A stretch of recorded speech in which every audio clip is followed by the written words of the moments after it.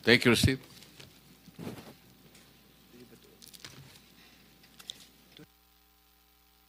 Proceed, please.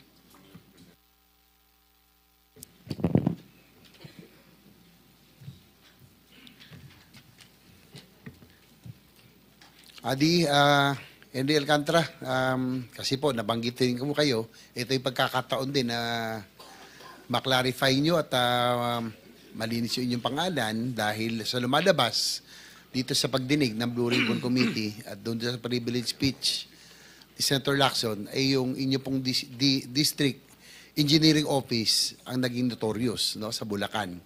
At na-confirm din po at inamin din po ni Secretary Bonoan na meron ho indeed na lumalabas na ghost projects. Ang katanungan ko lang po dito,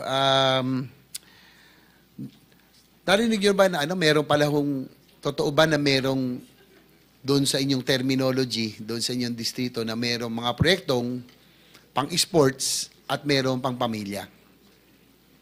Narinig nyo na ba yun? Your Honor, Chair, parang hindi ko po mag-gets yung pang-sports saka pang-pamilya po eh. Kasi po, yan base ron sa dating commercial. At saka, ibig sabihin po niyan, pag sinabing pang-pamilya, ito po yung mga proyektong lehitimo, may execution at na-deliver, no? Na mga lehitimong kontraktor. At yung pang-sports, ito daw po ito yung talagang pwedeng paglaruan at talagang walang delivery, ito po yung guni-guni, ito po yung ghost projects at talagang buo yun na pinipera na lang.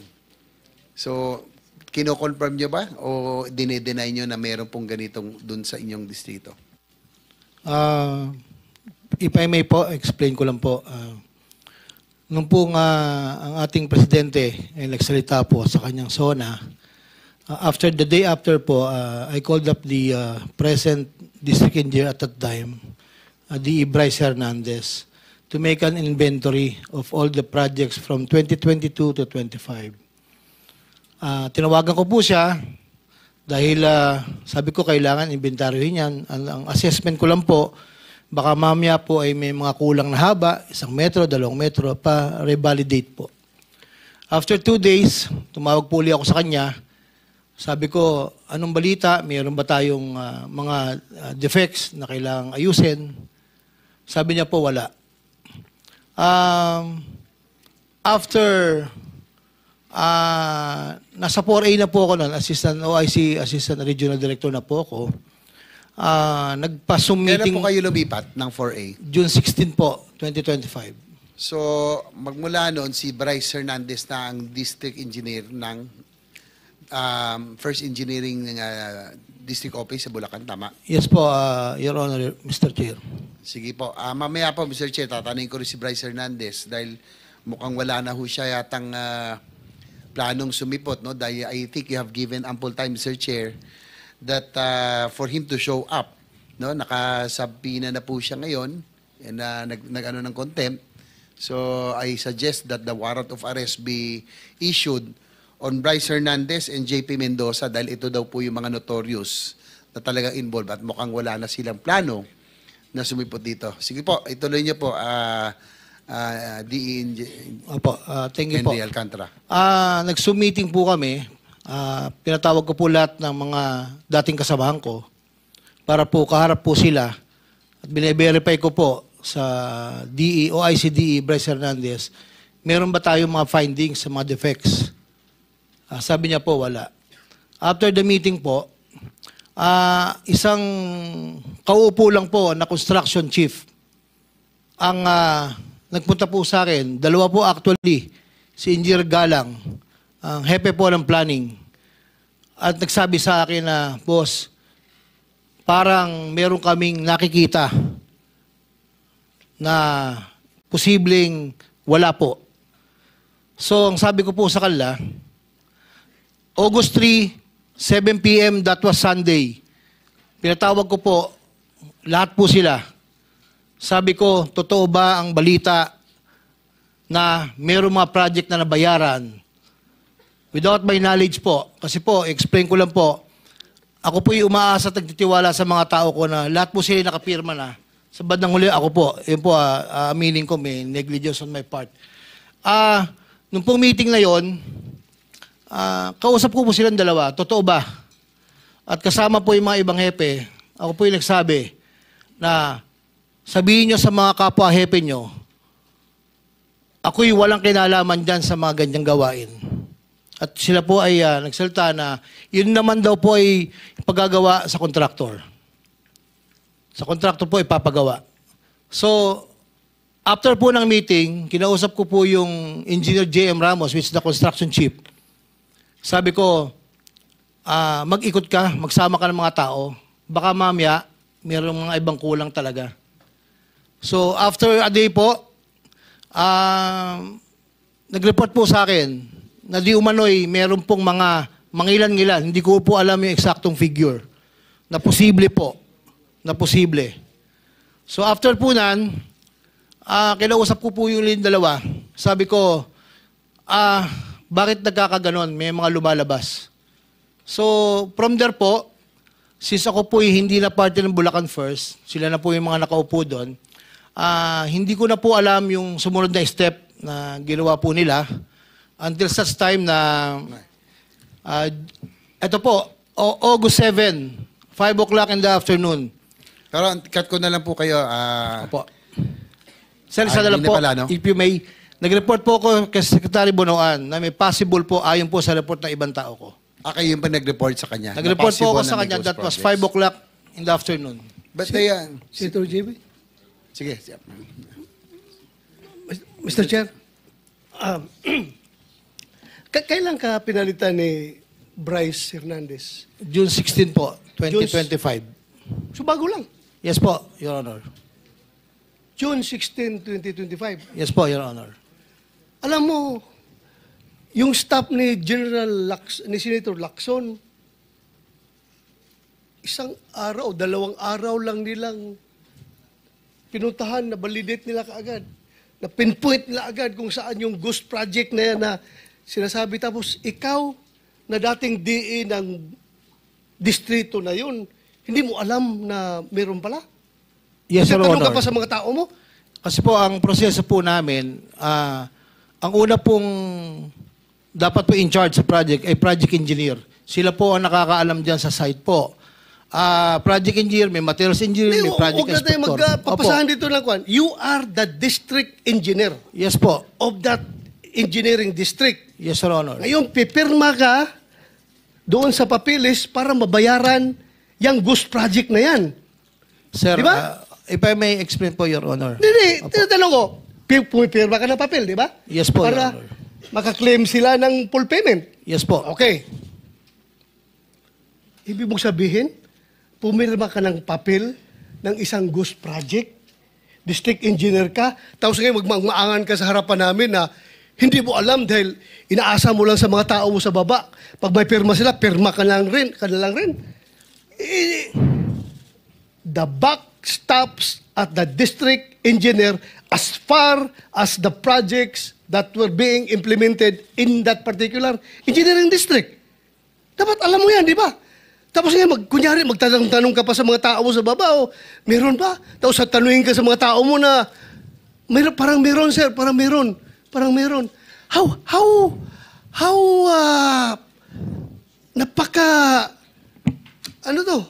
Napaka hirap intindihin na ikaw, district engineer, hindi mo alam. Tapos yung mga tao ni Senator Lacson, one day lang nila pinuntahan yan with the use of the GPS, na-locate nila, tinanong na yung mga barangay officials doon, sabi, wala talaga yan, sir. Wala talaga. 2 days lang ginawa ng staff ng Senado. Ikaw, you've been there for how many years ka naging DE doon? 5.5 years, sir. 5.5 years. Tapos Senator hindi mo Bato. alam na may ghost project pala. Senator Bato, I think you made your point already. Thank you, Mr. Chair. Wala Chair. nang time Thank you. si Senator. Salamat, Wala nang salamat. time, pero- Sorry, Okay Senator lang. JB. Hindi, last point na lang, Mr. Chair, siguro ikot na lang po ako doon sa ano. Hindi po lumabas po yung ano, no, naging controversial kayo ni yung inyong successor na si Bryce Hernandez. Yung inyong lifestyle, no? Kasi nga, how can a district engineer afford a kind of lifestyle? Nakita yung Marilo, no? Kayo nga, nakapatik Philip. Si Senator Bono, kung psychopathic lang eh. No? TW still lang ngayon, promoted na. Si Bryce Hernandez, ganoon din po. At ang meron ako, Mr. Chair, may information tayo. Kaya gusto ko sana makausap si DE Bryce Hernandez. Pumapasok daw ito ng DPWH, naka-Ferrari pa. Sinita nyo lang. Kasi nga, baka masyadong mahalata. Ang tanong ko lang po, ano oras po kayo pumapasok noon kayo po ay nasa Bulacan pa? Hindi po fix po lahat. Minsan po pag may meeting sa umaga sa NLEX Petro, nakipag-meeting po and then dumidiretso po ako sa office around 9 to 10 o'clock po. Ang aking informasyon, Mr. Chair, ay 10 a.m. Yes po. Kadalasan doon kayo pumapasok. Nung DE pa, tas assistant nyo sila Bryce at yung sila JP Mendoza. At 2 p.m. daw, Mr. Chair, umaalis na po sila. Ito po, confirm nyo kung totoo hindi. 10 a.m. to 2 p.m., 2 p.m. diretso na raw kayo at nagkakasino. Totoo po ba ito? Hindi. Ako po, maabot po ako ng 5 o'clock, Your Honor. 4 o'clock, 4:30 po. Pero yung grupo niya raw po, hindi lang kayo shopping buddy, pati po sa paglalaro. Yan po, dapat po verify paano ho kayo nakakapasok. Considering that you are government officials, paano kayo nakakapasok sa casino? Lalo to si Bryce Hernandez, sinabi ni Senator Lacson, tila matakaw sa pera. Pag magpataya daw to, Mr. Chair, isang taya, 5 milyon, parang baliw, hindi natatakot. I mean, walang kaba-kaba. Do you confirm or deny, Mr. Alcantara, Engineer? Your Honor, hindi ko po alam kung magkano tinataya niya dahil hindi naman po kami magkasama sa table. Inaamin ko po, ako po'y nakakapasok sa casino, Your Honor. Hindi po honor, pang ilang beses, hindi yan hindi kayo regular, pero naglalaro kayo, kasama po siya. O Minsan po kasama, minsan po hindi. So nagkakasino po kayo. Inaamin ko po, Bryce Hernandez. Your Honor, Mr. Chair.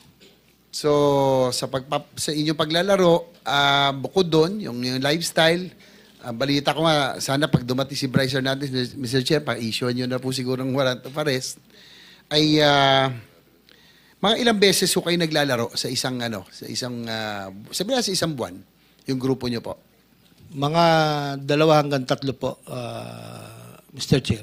Ang balita ko rin naman po, kayo naman hindi masyado, no? Yung hanggang 30,000, 50,000 lang, pero itong inyong sumunod sa inyo, medyo mas malaki-laki. So, Mr. Chair, pwede ho kaya natin pakuha ang CCTV footages ng kanilang di umano'y field trip araw-araw sa casino. If you can ask siguro yung Soler North kasi yan ang pinakamalapit doon po sa norte. No? Meron pa ako mga tanong sana, Mr. Chair, pero I'll just ask siguro on my next round, Mr. Chair. Thank you, Senator. I Mr. think Chair. you have sufficiently established that aspect. Mr. Chair. Total, nandiyan ka na rin, DE. Yes, sir. Meron kasing nagsabi sa akin, very reliable information.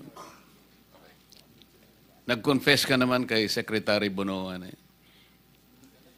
Nag-report po ako na may possible pong... I'm not saying that you reported. I am saying that you confessed to him that an amount of something like 7.3 billion was really wasted on flood control projects. Wala pong ganong teorya po, Your Honor. Wala po akong... Kasi merong gustong mag-testify. It's your word against his.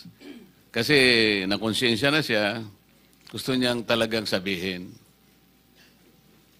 Your Honor, yung pong amount at bilang, wala po talaga po akong binanggit kay Secretary. Kasi palagi mong sinasabi, ayun, kamukha nito, palagay mo gusto na nating tanggapin ito. The DPWH already submitted 2 cases of ghost projects. Ito yung sa May Capis, Taliptip River, Package B, Barangay Perez, Bulacan, Bulacan.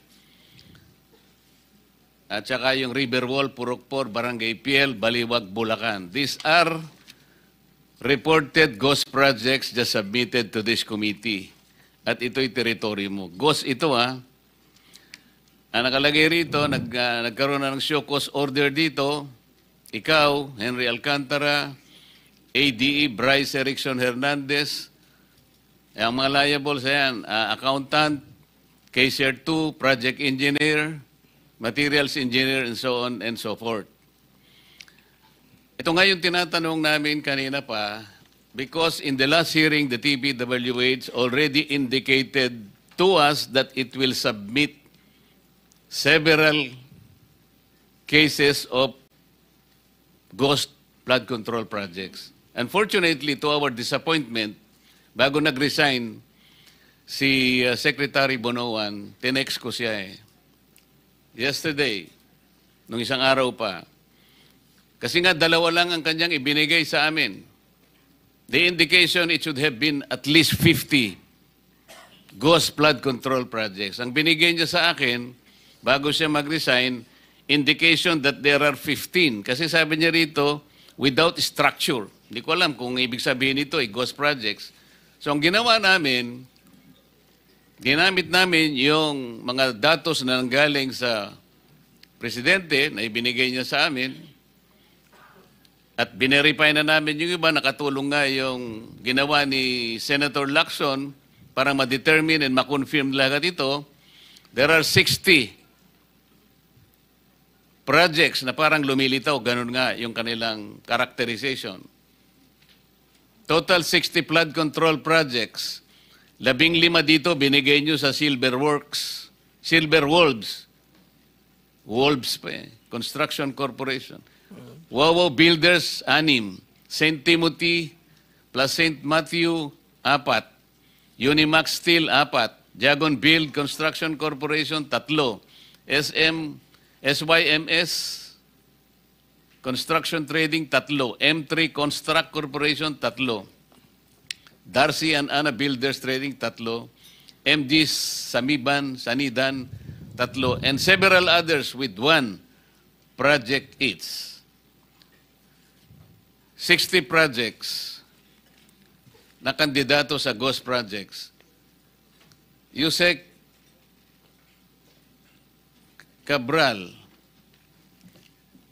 di ba kayo po yung humahawak ng IMS? What does that IMS mean?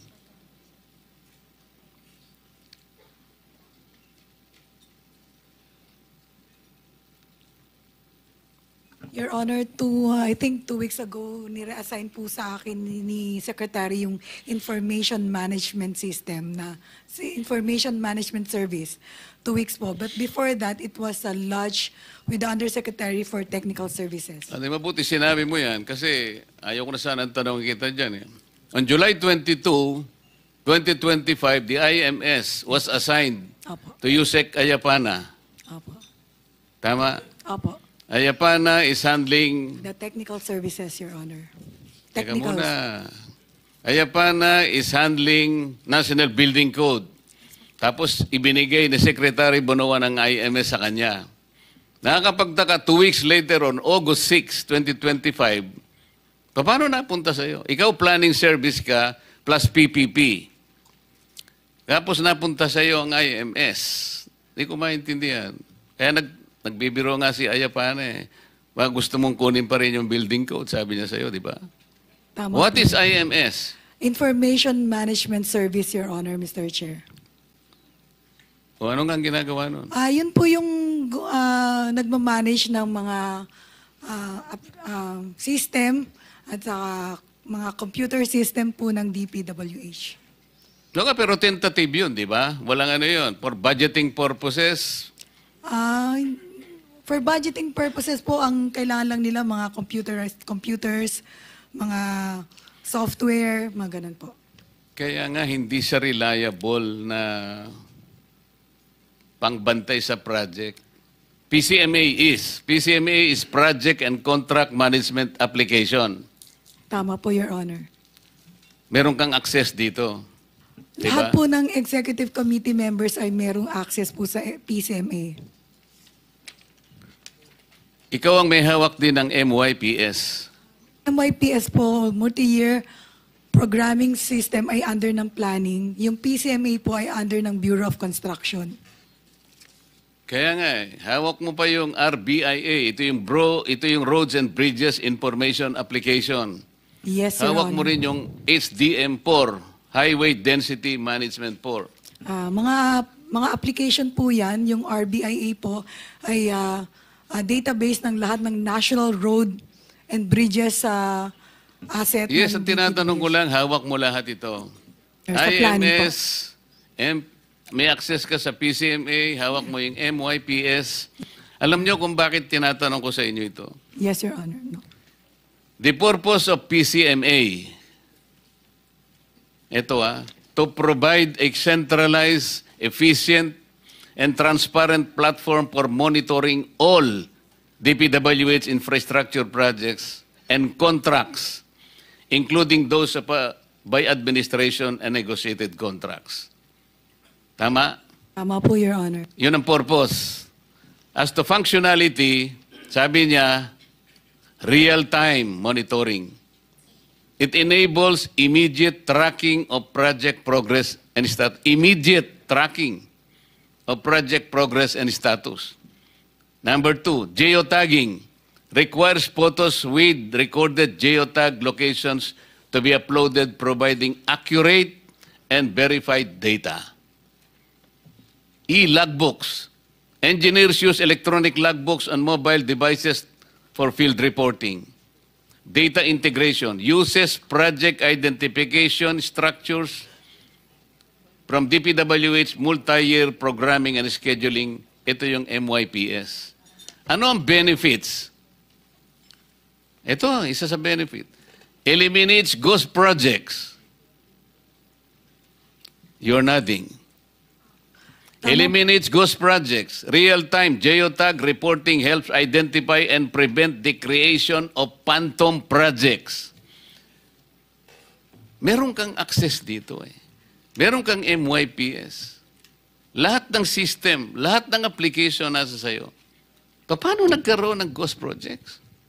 Your Honor, Mr. Chair, yung pong report na nasa PCMA ay meron pong yung pong lahat ng proyekto na 9,000. Real time nga ito eh. Anytime na i-punch mo doon, halimbawa, projects, flood control projects in Bulacan.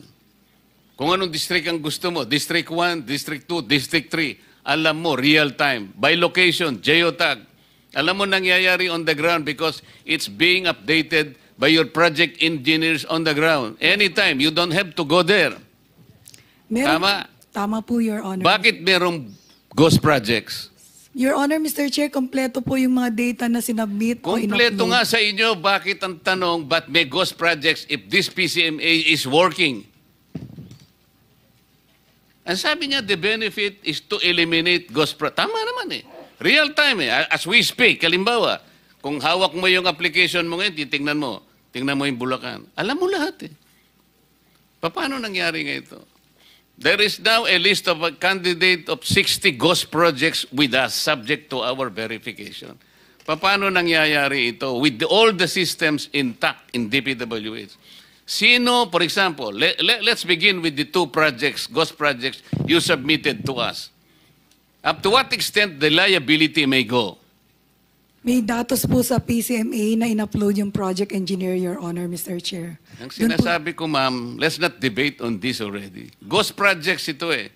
Sino-sino ang liable? DE, Assistant DE, probably even the regional director or the Assistant Regional Director, the cashier, the accountant, the resident COA auditor. Kasi nga, paano babayaran ito nang wala man lang? Asaan ang PCMA?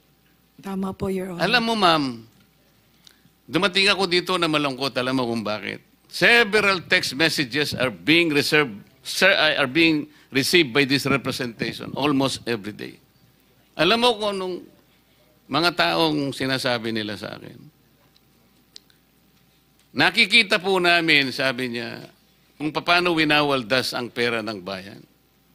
At napapatunayan po namin araw-araw, lalo na po pag nakikinig kayo kami sa hearing ninyo. Kami po pawis dugo ang puhunan namin dito. Lalong-lalo na po kami na nasa mababa lang ang kalagayan. Pinipilit naming magbayad ng buwis.